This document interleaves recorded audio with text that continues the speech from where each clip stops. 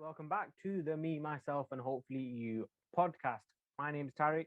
I'm a 19-year-old, a university student, currently experiencing a midlife crisis. Why, you might ask?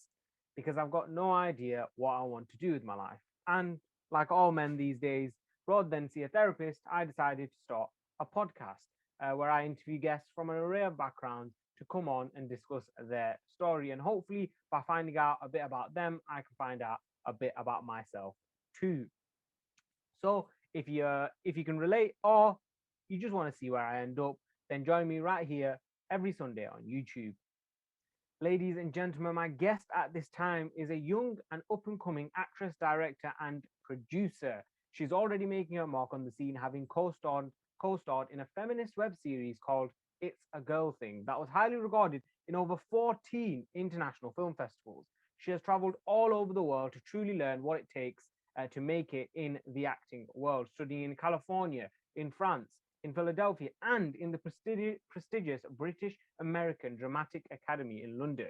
She also co-hosts her very own podcast, Damsel in the DMs, focusing on dating, relationships, and responding to other people's dilemmas. Please join me in welcoming the lovely and gorgeous Lauren Elizabeth Harris. So, Lauren, I just sort of want to start off with some quick fire questions, just so that the audience Right. can get to know you a bit more. The first question I want to ask is a bit of a random one. What's the last picture on your camera roll? The last picture on my Yeah. camera roll. Let's see. Sorry, I'm not doing. Oh, you know what it is? It's a sandwich and salad that I made because I'm Looks like a currently good with sandwich. my dad and my brother, and I was joking that they've been eating like kings here because their refrigerator is so packed with leftovers and all this delicious food.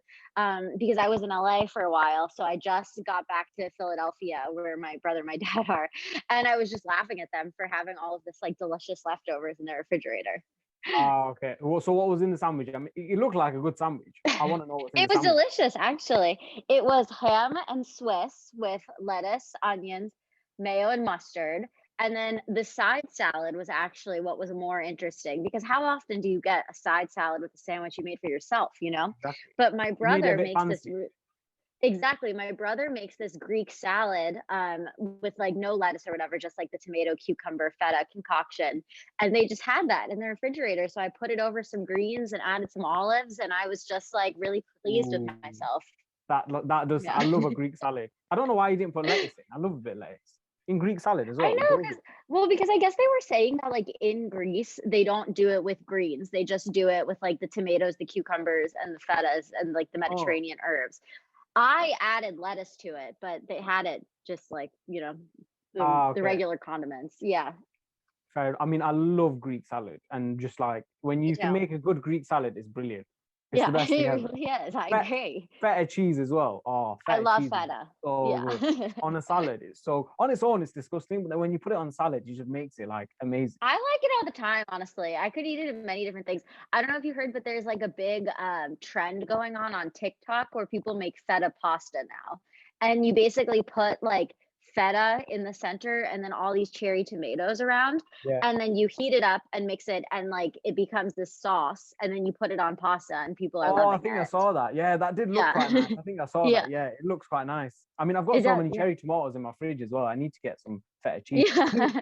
Feta cheese, it's got calories, and I'm trying to reduce my calories. That's the annoying thing. It's not I'm so trying. bad though. No carbs. So, Yeah, it's not the worst thing in the world, I guess. I mean, yeah. there is worse cheeses. All right. I mean, all right. Okay.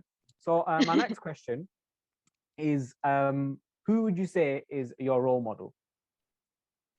Probably my mom. Okay.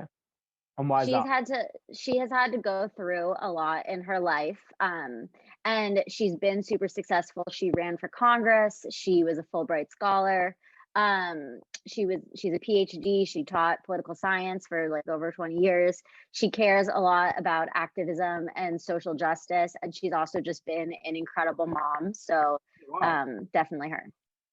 I mean, from that, you can sort of, I can understand sort of your bio that I read. There's a lot of sort of Yeah. activism, social activism in things like feminism and LGBT issues, which we'll get onto later.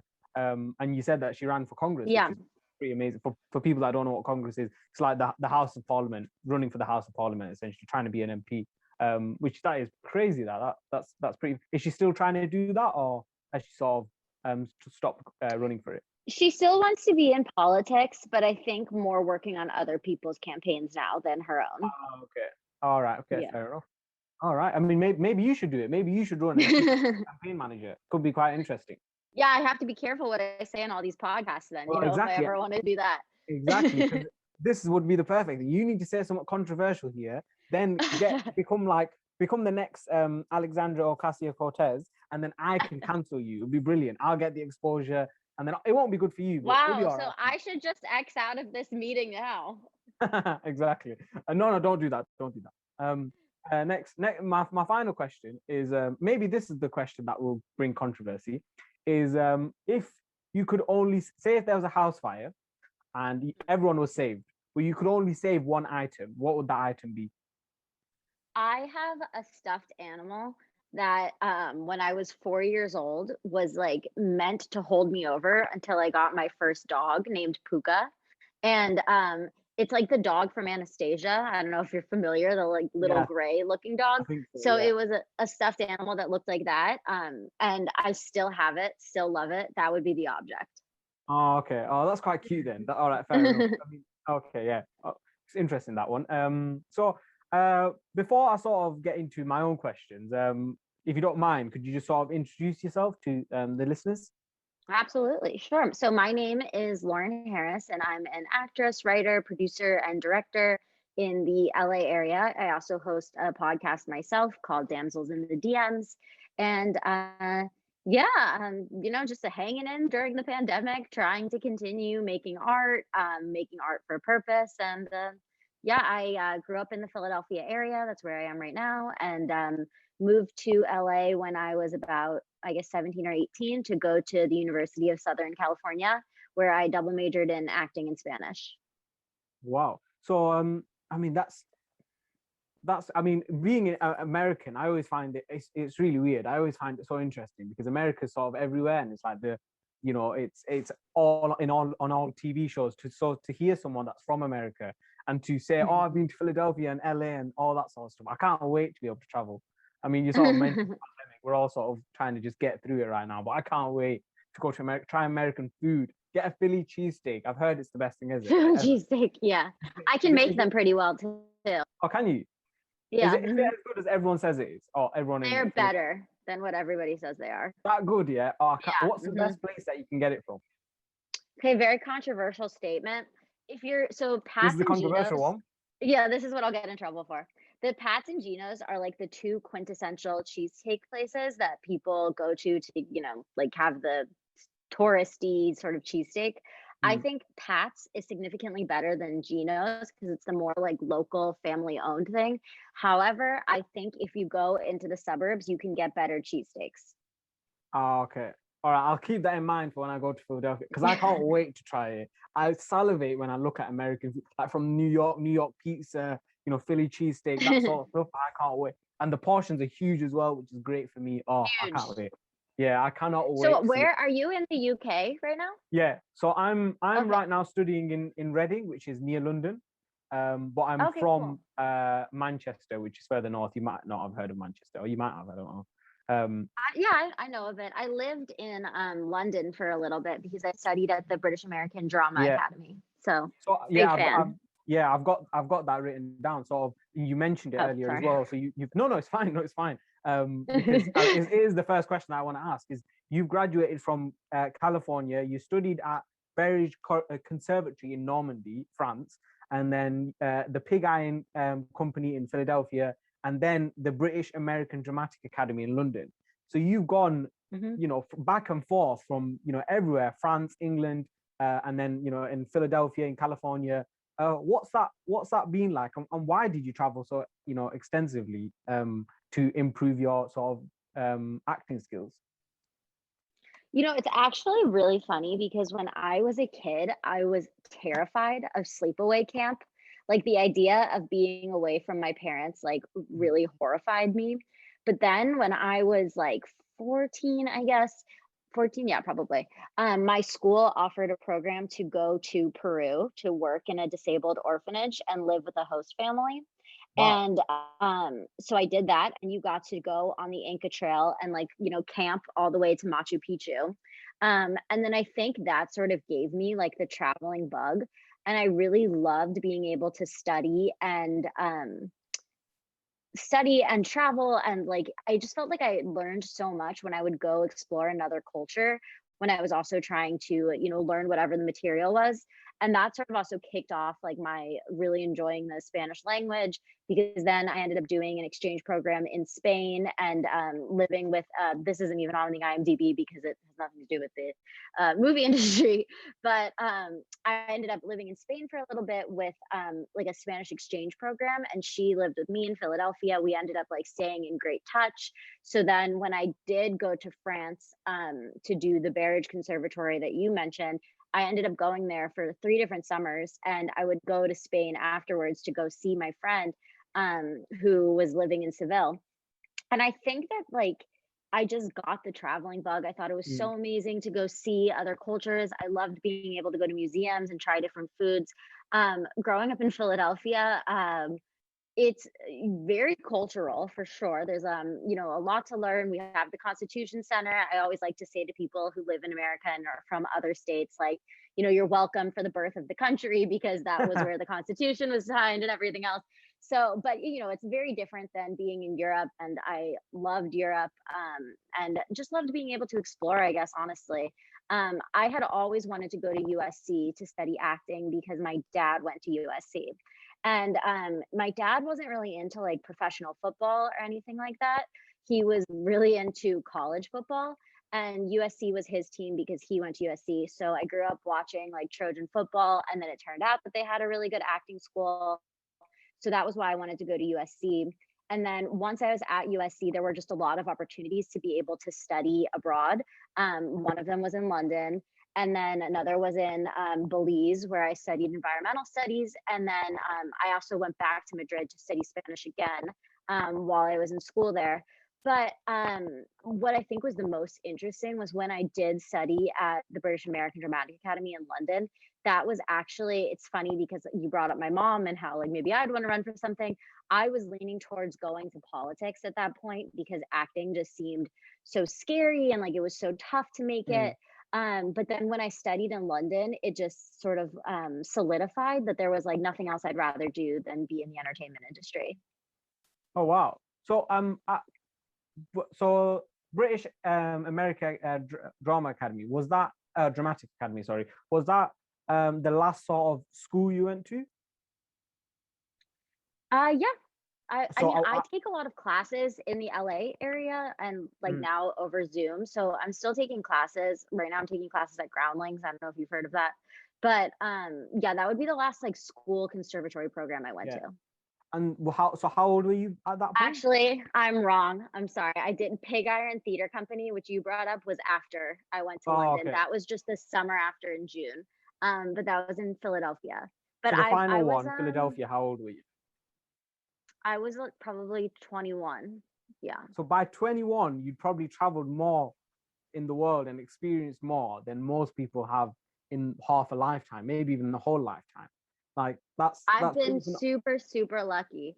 My dad and I are actually always in a competition with each other to see who's been to more countries. The problem nice. is that we end up going to a lot of the same ones together. So like if Oh, we, okay. we usually gain simultaneously, but he's beating me right now. It's 38, 35 countries. Wow. So what is that his whole life that he's been to those countries? Yeah, I his mean, whole so life. technically you're beating him then. It should be at the age that you're at. And so you're I'm beating gonna him by tell him miles. this actually. I'm Yeah, gonna tell him. you can show him this exact video and show him that no, that doesn't make sense because you can't compare. He's had a massive head start, so you've got to go no, you've got to Yeah, compare with ages. Technically, you're smashing it. I mean, that's so I'm gonna incredible tell to him. sort of hear. No, go for it. That's so incredible to hear, and that's one of the reasons why I wanted to get you on is because you had these sort of experiences all over the world at such a young age. And I'm 19 years old, so you were 21 when you'd done all this sort of thing, all these sort of things, and I almost envy you the sort of experiences that you had. And one of the things that you mentioned that's not on your bio, is about how you went to Peru. That was the first sort of thing. So I want to sort of go Hmm. back to that, and it was at an orphanage center or something. Did you say, or something Yeah, so like I that? lived with a host family, but I was working at a disabled orphanage and yeah, taking Spanish intensive classes, and then we had the opportunity to go hike the Inca Trail to get to Machu Picchu. Oh, okay. So what was that like? What do you feel like you learned from that experience in Peru? Because that's such an incredible thing, and I think from there you can sort of appreciate, so much more when you see it firsthand. Yeah, it was really amazing, honestly. I think that I just loved being able to see other cultures and to meet different types of people. I think there's no better way for sure to learn a language than immersing yourself in the Mhm. culture. So that was really incredible to see. Honestly, I wish that like I had gone to Machu Picchu later in life to be able to appreciate it, because I Mm. just don't think that I appreciated it to the degree that I would now. I remember being like, "Will there be cell phone service in Machu Picchu?" Because Oh. you're like hiking there, and you're gone for like 4 days or so. So Mm. I was ready to like text and talk to my parents. You're thinking, it's like a 14-year-old high school Yeah, girl yeah, or whatever. yeah. Um, but I would definitely not have that reaction to it now. I also remember like doing everything we can to go to like grocery stores to get Coca-Cola and Oreos because I Oh. was just like not ready to eat that sort of food. And now I'd be going crazy over it, and I seek out like Peruvian Mm. restaurants in the LA area. So I think like it was amazing and it gave me the travel bug, but I don't think I appreciated it to the extent that I would had I done it when I was a bit older. Yeah, I mean, I think to be fair, I think anyone, especially not only at that young age, but also having not Yeah. traveled before, like having not Yeah. traveled before that, that's sort of your reaction. And for me personally, I can't wait to get to that stage where I'm a lot older, I've traveled a lot more, and then I'm now fully, because I feel like when I first sort of travel, I'm still going to try and keep in my comfort zone, essentially like how you were when you Yeah. were 14. But I can't wait to, Yeah. get to 30, 35, 40, having gone to so many other countries and then go, you know what, I'm not going to go to the shop. I'm going to actually get the proper food from whichever country I'm Yeah. in. I'm going to proper immerse myself because it's important Yeah. to do that. You learn so much more I by doing agree. that. And it's less of a holiday Yeah. and more of an experience. Exactly. Yeah, I feel the Um, exact same way. And I think it's a lot easier for Americans who go to London, because you already know language and everything. It's mm, not that complicated for you to figure out as opposed to going to a different country where you don't speak the language. yeah.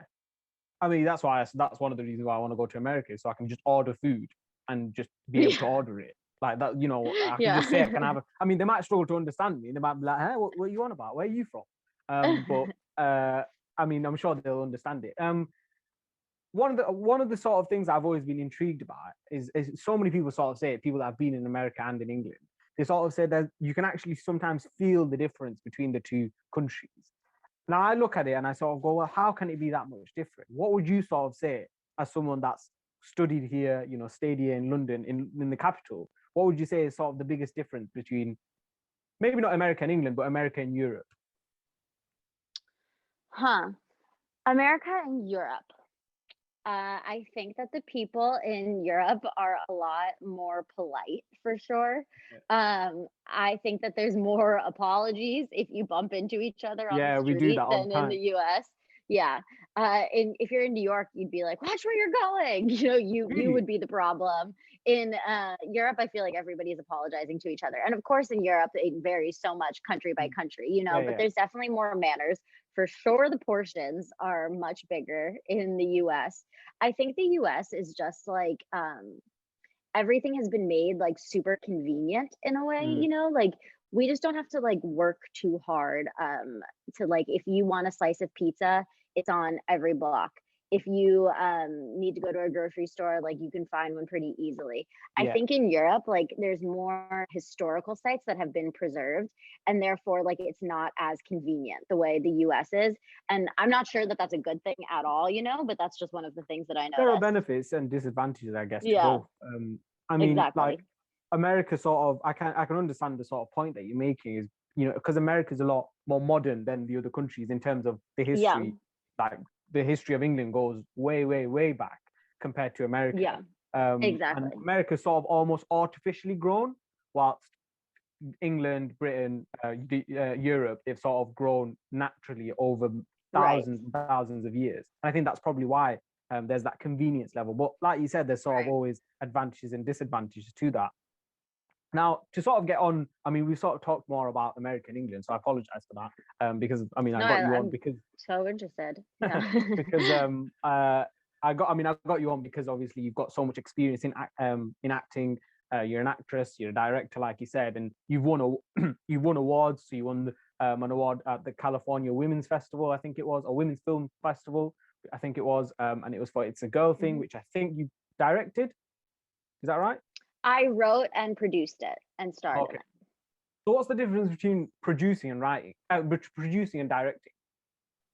So when you're a producer, you sort of do all the logistics for everything. Like, you say, I think this person should be cast. I think that we should film in this location. I think we need a cinematographer.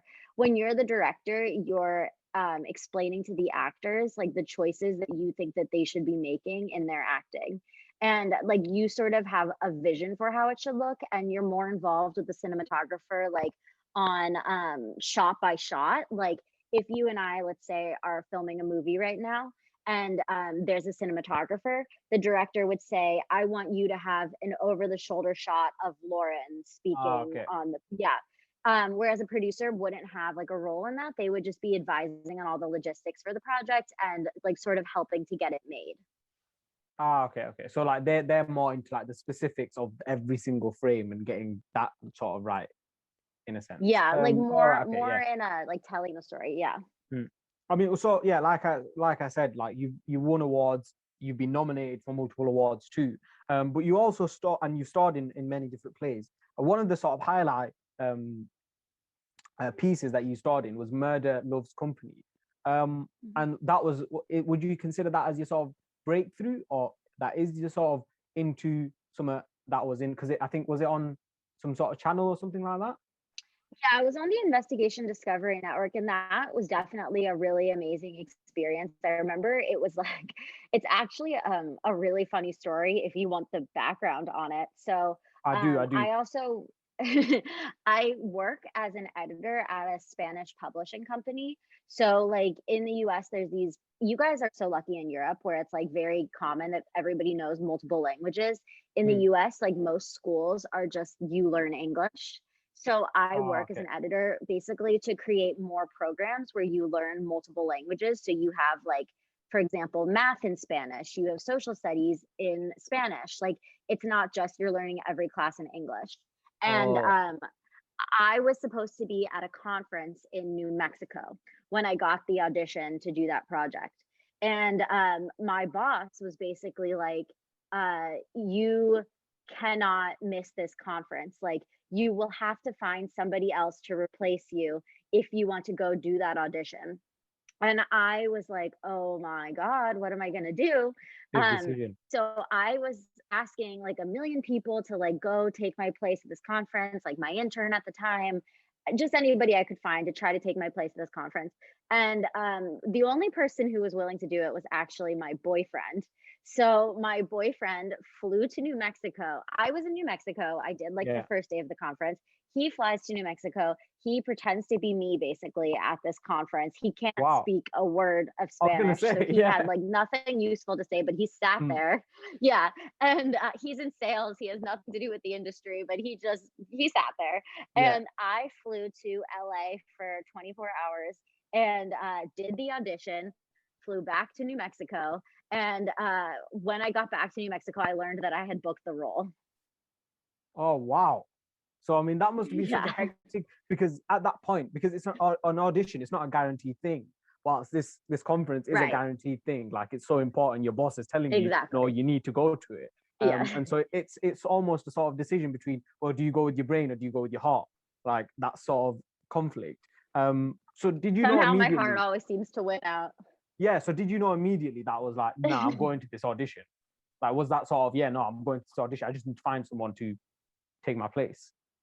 I think that I felt like I was going to move hell or high water to get to that audition because at Mm, the time that was such like a major opportunity for me that I really just like did not want to miss out on that opportunity. brilliant. So what? So at the conference, was your boyfriend just meant to sit there and like not just make sure that he's there?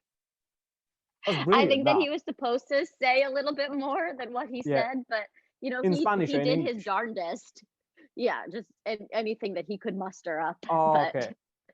I mean, fair enough. You should have. Oh, you see, if you knew me, I would have 100% taken a trip to wherever you wanted me to go. If it meant that I got to just go and see some random place in the world and just get out of where I currently am. Not that there's so anything next wrong. time you're gonna be the one that I call. 100%. If you need someone to fly somewhere, like, as long as you're paying for my ticket, I'll go. I'll be more than happy to go. It'll be brilliant. And I'm Okay. a professional waffler as well. Okay. I don't know if you know. Have you ever heard the term waffle? So No. when you're waffling, it basically means you're just talking a load of rubbish to sort of fill up the time. Okay, Um, great. so in that set, so like in that conference, say your Yeah. boyfriend was asked, "Oh, do you mind just giving some words?" And he was just like, "Oh, I don't know what I'm gonna say." I could go into that position and go, "Right, I know what I'm gonna do," and just waste 5 minutes talking See, I nonsense. need someone like you. You're what I've been Exactly. missing. Yeah. Exactly. See, we can help each other. Yeah, I'll help We can you. make a deal here. This is Yeah. brilliant. Exactly, and I'll do it for you if you run for Parliament or if you run for Congress as well. So Okay, see, it'll I'm be down to great. run for parliament if they'll take me. Exactly. I mean, well, in America, you have to be an American citizen to run for You president. do. Do you have to be the Hmm. same to run for Congress? As in, do you have to be I feel American like born? you. Sorry. I don't know the answer to that, honestly. I'm pretty sure that for Congress you don't have to be, but I don't know the facts. Because to be president, you've got to be born in America. I know that. I Yeah. don't know. I don't think in Mhm. England you have to be born in England. I'm not too sure now. You probably do, and I'm studying politics. So I should know the answer to this. But I've no, I can't remember. But I mean, if you go for Congress, I'll help you. I'll be your co-campaign manager with your mum. It'll be great. Great. Okay. I'll be a Sounds speechwriter. good. Oh my god, that is like the job. I'm great at writing speeches because it's just a load of waffle. It's brilliant. Anyway, we're getting distracted again. I'm really enjoying this though. I hope everyone who's listening is enjoying it as well. So like back to acting, which is why I got you on. You've done so much, like I sort of said, when it comes to acting. You've won awards. You've starred in sort of different Yeah. plays, different pieces. I've got a lot of friends that are doing acting right now, either studying it or they're sort of doing the plays here and there and just trying to get more and more experience. What sort of advice would you give to those young people or young actors slash actresses? Honestly, stick with it. Like, if you really care about it and it's hard for you to imagine yourself doing something else, then just continue on because I don't think it's always the most talented person who, succeeds and does really well. I think a lot of the times it's just the person at the end of the day who was the last person standing and just wouldn't give up on it. Brilliant. So it's like just sort of persevering, like it's essentially like the story that you just said about that conference, just sort of going, Yeah. even though the smart decision technically is to just go to the conference, that's where you're getting, Right. your money from, your experience, whatever. You went for that audition because you said, no, I'm gonna like you. I mean, you said it yourself. You'd move higher hell water to get to that audition because you were so willing to work hard for it. Yeah. And I think it's the same with sort of anything, not just acting or being an actress or anything. Right. I also want to ask you a lot about, and I found this really interesting. Is you and we mentioned it earlier. Is you sort of mentioned how your mum's a social activist, and you're sort of the same as well. Like you've got a huge sort of interest in feminism. You've also got an interest in Latinx, I think it is, and LGBTQ issues. My first question, actually, before that, is what is Latinx? Because I've never heard this before. So it's basically like people describe Hispanic people as like Latina or Latina. And it's sort of like genderizing the name. So in order to Oh, be inclusive of all genders, you just say Latinx, and that way like you're not making it feminine and you're not making it masculine. oh, okay, all right, okay, fair enough. So have you got some sort of Latin heritage or?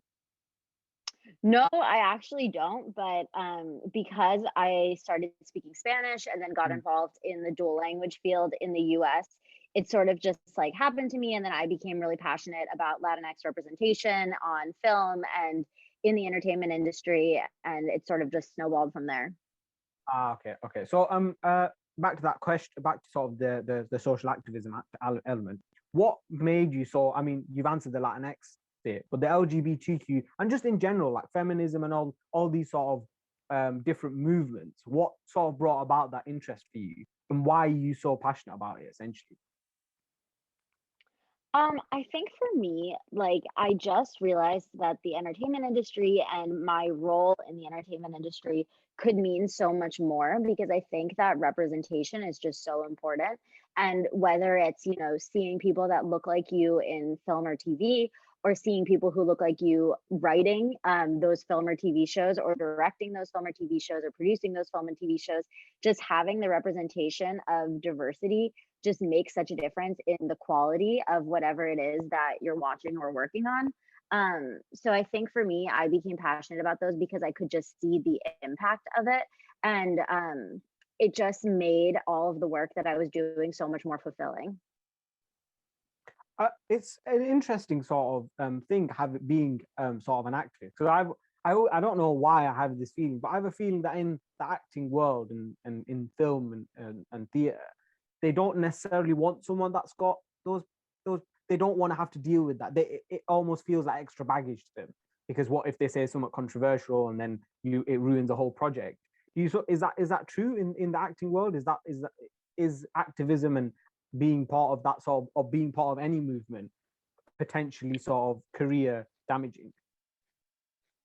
The industry has changed a lot. It used to be, very white, telling like similar stories. But then I think as time continued, and I'm sure you're aware of like the racial justice movement that just happened in the US, um, it really has adjusted that I think that the networks are looking for a lot more shows and looking for a lot more people that come from different backgrounds.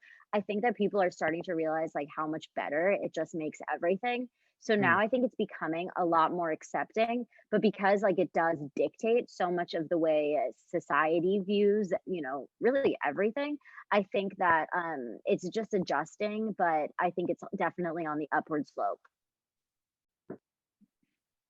So to continue on from that question, you sort of mentioned how it's important to have a multicultural element of it, and I think, especially here in the UK and in the rest of Europe, there is a lot of multiculturalism.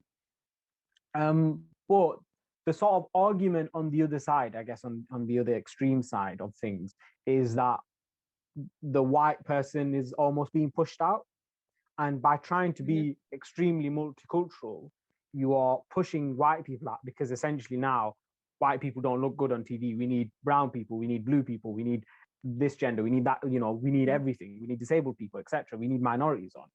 So as a white person with no sort of, you've not got I hate to use this word, but you've not got a minority card to play. Mhm. So because you are a white person, even though you're passionate about these sort of subjects, what sort of, do you fear that you could potentially be, again, damaging your own career by pushing for more multiculturalism in the film industry? And how are you going to sort of try and go, well, yeah, we want multiculturalism, but that doesn't mean that a white person shouldn't get a certain role or a white person shouldn't get a certain job? Do you know what I'm trying to say here? Yeah. It's a hard Yeah. question. I've just sort of come up with it. Honestly, I don't worry about it at all. Because I think that like I'm creating so many projects to create opportunities for lots of other people, including myself. Mm. And honestly, like there's such a need for content now. We have so many other networks. It used to just be like you're either making a movie or you're trying to be on a show on like ABC or CBS, whatever. But now it's like we have Netflix, we have Hulu, there was Quibi for a time, like Disney Plus is a thing. There's just so much content out there that I think that there's a space for everyone and there should be a space for everyone. Yeah. I mean, that's why I started this podcast. Like, I know there's a million podcasts out there, but I think that if I could create something that's, 30-minute long, there can be someone out there that might be interested in hearing. They're interested in hearing an actress's perspective. They're interested in hearing, Peter Wright's perspective, someone that I had on previously. They're interested in hearing a CEO's perspective, etc. Yeah. And that's why I created it, that exact reason. And I just sort of wanted to ask you more about that sort of Yeah. element of it. So speaking of content and podcasts, you, as mentioned at the beginning, have your own podcast in Damsel in the DMs, Mhm. which is a brilliant name, by Mhm. the way. I'm still struggling to come up Thank with a you. proper name for mine. I don't like mine. The name, the name for mine is Me, Myself, and Hopefully You podcast, which it makes sense because it's about me getting to know you and understanding the guest and etc. But I still want a better name. So what's Damsel in the DMs about? So it's a modern dating podcast, and my co-host Chloe originally selected me for the podcast. She was sort of looking to do something about like what it's like to be in the dating world, and all of the trials and tribulations that go along with it. I've had my boyfriend for 5 years now, and she was sort of going through the dating realm Congratulations. herself. So thank you. I don't know if you're meant to say And congratulations to that, but yeah. No, no, no. I appreciate it. I think that he's more useful to me than I am to him, but I'm glad that he I'm- keeps me along for the ride. But I mean, anyway, you forced him to go all the way to some conference that he had no idea about. So I guess, yeah, maybe he is. No, I'm joking. he is. No, it's okay. He will be helping me tape 4 auditions after we have this call. So he's Wow. very Fair useful play and to very him. lucky. Fair play to him. But no, so it was nice because we had two different perspectives, and I had a lot of like traumatic dating experiences when I was growing up. So I could offer horror stories and then talk about how I've been able to turn that into something that's been pretty successful. So it mostly goes. We do have guests on like this Mm. every week, and we talk about like whether they've been in the entertainment industry, since both Chloe and I are in the entertainment industry, or whether it's like just their dating life. We have a lot of dating coaches on. So really just like sort of goes the spectrum between Yeah. personal dating lives and dating advice. Oh wow, okay. I mean, it sounds really interesting. I love that sort of casual, because I love sort of different podcasts. I love the Hmm. sort of learning podcasts, which are about like the Joe Rogan podcast, where he gets a guest on and just learns more about them, and they have inspiring stories. But I also love this casual podcast where I can learn stuff here and there. I mean, I've never Yeah. dated before. I don't plan on dating anytime soon. I mean, I'm too ugly to date anyway. But No, no, uh, not true. I'll take that as a compliment. Uh, what was I saying? Yeah, so like, I mean, it's just sort of interesting to hear. I mean, I listen to a few podcasts out like that sort of have they send in their dilemmas and stuff, which is always sort of interesting to hear.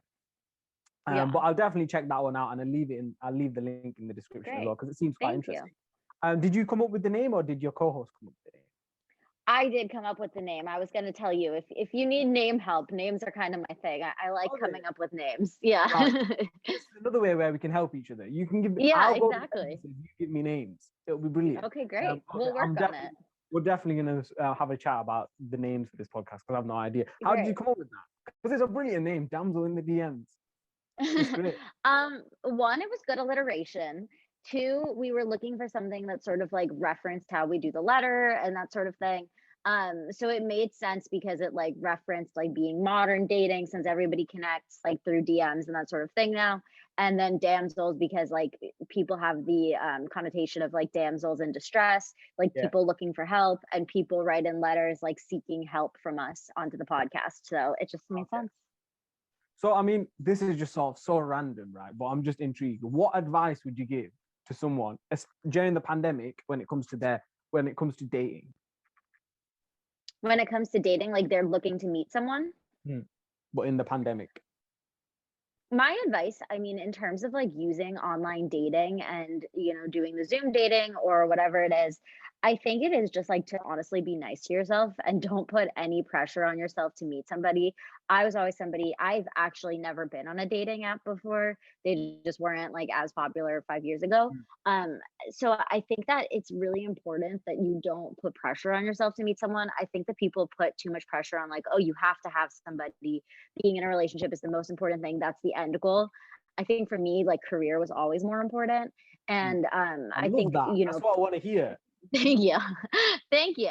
And I don't think that, that's the same for everybody, but I do think that like if that is your priority, you shouldn't feel embarrassed or ashamed that that's your priority. I don't think that everybody needs a partner. And I think for me and my boyfriend, like one of the things that makes it work is that we're both very independent. He actually lives in New York and I live in LA. And even before that, he lived like an hour away. And that was always okay because we just like lived our independent lives and we just didn't need each other all the time. Hmm. See, I like that, because especially that end part, because there is a sort of common theme, especially amongst young people. And I've got friends who've had this problem, is they get extremely needy, which is a good thing to be needy, because you're sort of more romantic, you love each other, you're Yeah. more blah, blah, blah. But then you become so needy that that person dictates your happiness. And over the Yes. last sort of year or so, I've sort of come to the realization that I need to dictate my own happiness. I Mm-hmm. can't depend on someone else. Like it's too valuable for me Absolutely. to depend on Yeah. someone else. And that, I mean, that's just sort of my thinking around that. I just don't see the point of, if you're at the point in any sort of relationship you where you message them and you ask them, oh, do you want to go here? And then they go no, and then all Yeah. of a sudden you're sad, then that in itself is a problem. You need to be comfortable in your own self to be able to do whatever you want on your own or with someone else. Right. Yeah. So yeah, I mean that my follow-up question for like sort of the next sort of quick question I want to ask you is, I mean, that's quite far away though, like as in from New York to where you are to Philadelphia. Is that, how far is that? Well, New York to Philadelphia is actually only an hour and a half. But when Oh, I'm okay, in LA, then it's much further, like a 5 hour right. plane ride. How do you make that work? I'm just intrigued. I'm being nosy. I'm Yeah. sorry. No, you're not being nosy. I don't know. I literally talk about it every week on a podcast. Oh yeah, So that's true. I can you're the ask you least anything. Hey, nosy. fine. Yeah, you don't have to worry. No, it honestly, it's fine. When the pandemic started, I came home pretty early to Philadelphia to stay with my parents and sort of babysit them and keep them company while the pandemic was starting, because I was really worried about them and really didn't want them to do anything at all. But it actually made our relationship easier because he was living in New York, which is only an hour and a half away. So we were able, like, New York was the epicenter of the pandemic for a while in the US. So not in the beginning, but like as testing became more available, we could start Mm, seeing each other more. So that was really great. But then like when I am in LA, because I have gone back to LA since the pandemic started, just like, to film a couple projects here and there, but have mostly been stationed in Philadelphia. I would say that it's been like, obviously, like, distance is difficult in terms of managing like time zones and everything, but because we are like pretty independent in our own lives, it hasn't been very challenging. And honestly, like, I haven't even noticed it too much, because like even when I'm in Philly, that's still an hour and a half. We're still not in the same place. You're still yeah. not going to just go over for dinner. So I think it's mostly been okay. And I think as long as you have like your own social network and your own friends and your own things to do and things that keep you passionate, then you don't need the other person all the Yeah, time.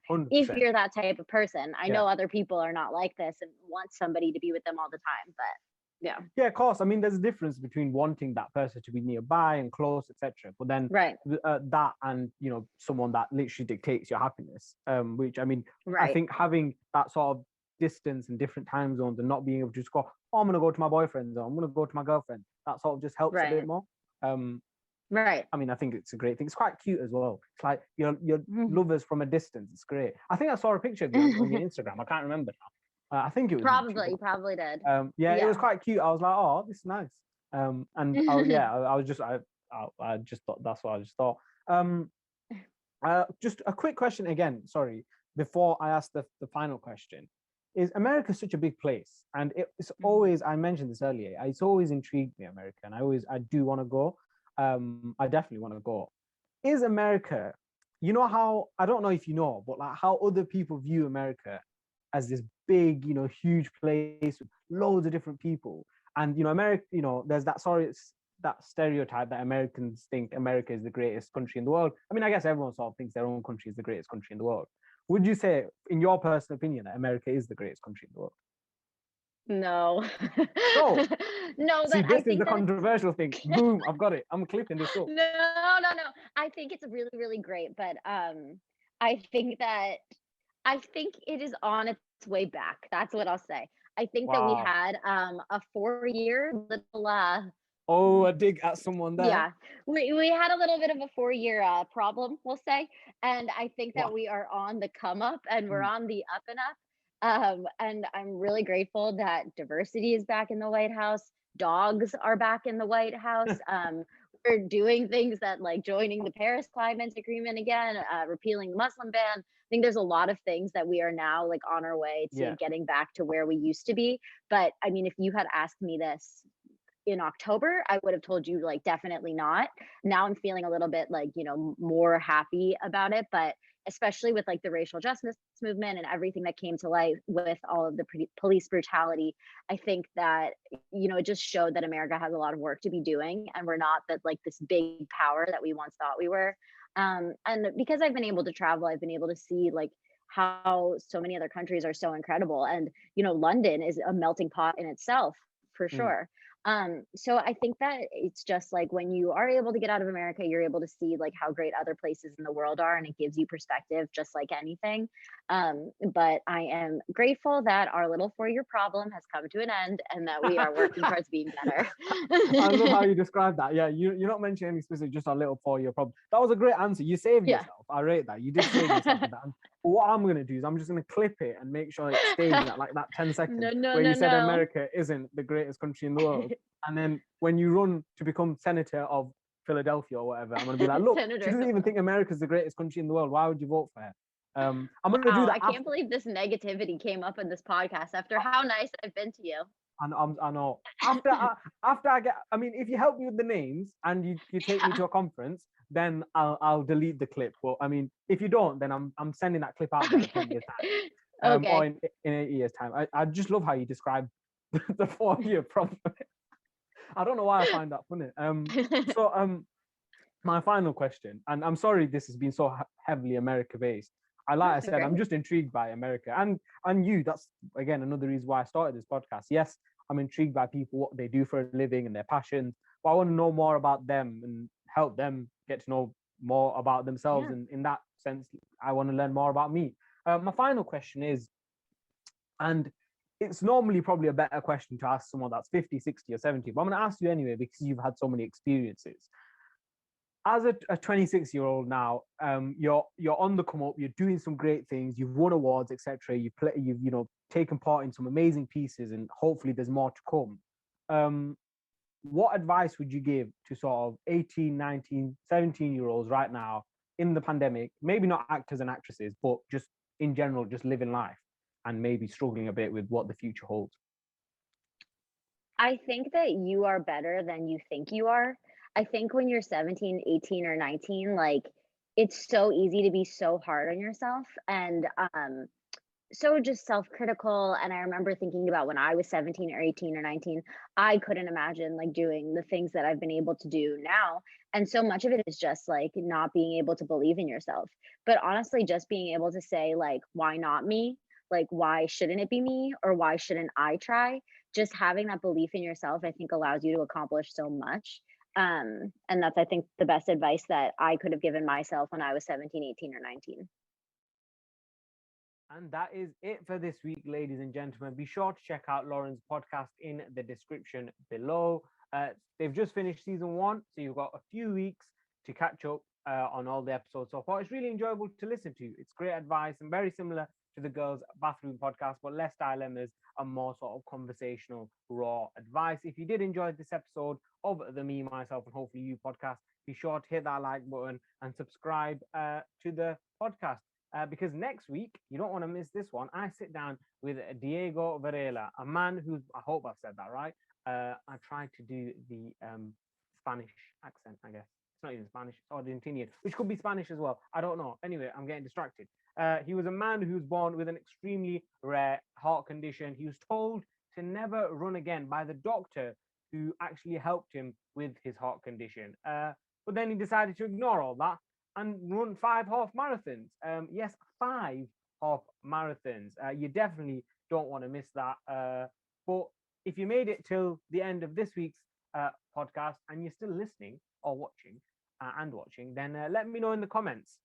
Type I finished the video or something like that. Or actually, better yet, type in Lauren take Tariq TNX conference. I really want to go to one of these conferences. It'd be sick. I get to go to another country to speak. I'll do what I'm good at doing, which is talking a load of rubbish and making myself sound like I know what I'm talking about. Because I don't know what I'm talking about, but I can make myself sound like I do. But if you did enjoy the episode, please do share it with your friends. Tag us on Instagram at me.myself.and.hopefully.you. I think that's right, .podcast on Instagram. Share us on your story. It really does mean a lot when people do that, and it does get other people to watch as well. It's always nice to get messages from people that have said, "Oh, I watched your podcast. I saw it in someone's story." So please do it. I really do appreciate it. But other than that, until next time. I don't know what that was. That was just a bit weird.